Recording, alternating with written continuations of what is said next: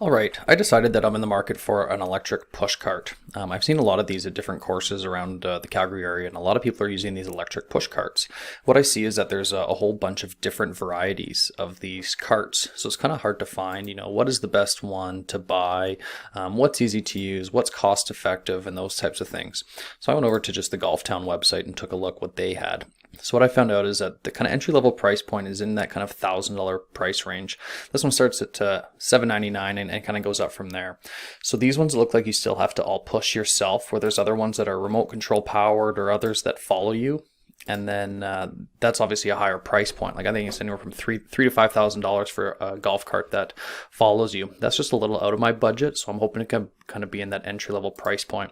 So I'm going to head over to Golf Town and see what they have. All these other manufacturers, it seems like you have to wait a decent while to get them, where Golf Town should have them in stock. So I'm going to head over there and see what they have, and if they have something that I like, maybe I'll take it home, play around with it, unbox it, and see what it's like to use.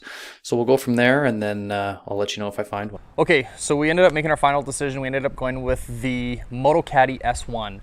So a couple of my buddies have this at the course that we play. I've seen it in action. It ended up being one of the most basic models and kind of at the entry-level price line.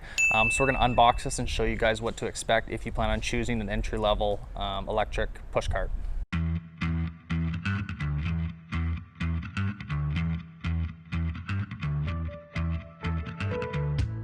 So we got the MOTOCADDY out of the box, and honestly it was super easy to assemble. All we had to do was slap on both the wheels. They both had little push releases, slapped on the wheels, install the battery, and you're pretty much set, ready to go. So this is what it looks like folded. Everything is locked in place. There is a push lever that I'm going to push this lever to open up the stand, I guess we'll call it. There's one click of a button, and now we're stable, ready to put the bag on. Okay, so we ran into our first problem with the MOTOCADDY, and it's not the MOTOCADDY's fault, it's more my bag's fault. So the bag that I had that I was hoping to put onto it is my predominant carry stand bag. I'll show you at the bottom of my bag, there's a lever that allows the arms to come out of the bag, and I'll show you what the problem is. So you can see at the bottom of my bag that there's that little mechanism that comes out of the bottom, so that when I push down on my bag, it activates the leg stands. So what the problem is with that is because it comes so far out of the bottom of the bag, it's hitting onto the bottom of the MOTOCADDY.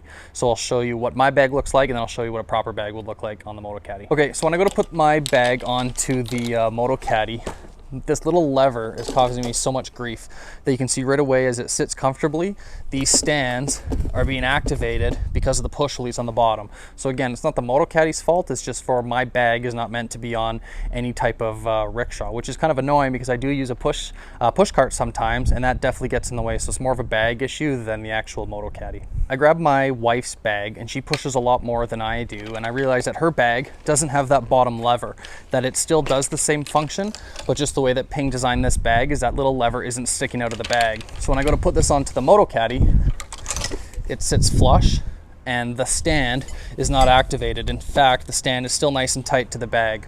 So now I'll show you how to assemble this. Okay, so this thing's super easy to get your bag attached. There's kind of a little bungee cord that comes through one side, put it under your bag, slaps up there, and then the other one goes on the bottom. A lot of bags have this little, I think it's a handle, that if you're carrying, you can go right through there and again onto another hook.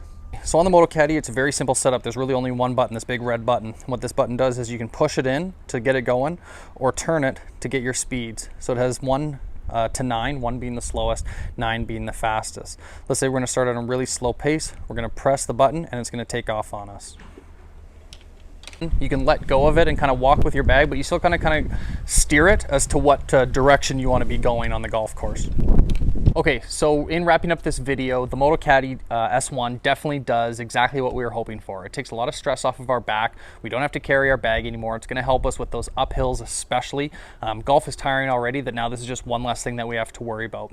As you saw when we were looking for a electric push cart, there's so many options out there and they each have their own little features. This one was in that $999 range. The one that was just $250 more folds smaller, and honestly this has such a good fold on it, it will fit in any car. It'll fit in the back of a small sports car, or you can definitely throw it in the back of a big SUV or a truck. So this is definitely going to help us improve our golf game, because we're going to be having more fun and we're not going to have to worry about the stress of carrying this bag around. So overall, I think that the MOTOCADDY S1 is definitely a good buy, and I hope you guys have a lot more fun on the course, and I look forward to sending you guys some more videos. Stay tuned, check out our website, new9golf.com, see what hats are in stock, and do your best to support the golf community. Thanks so much.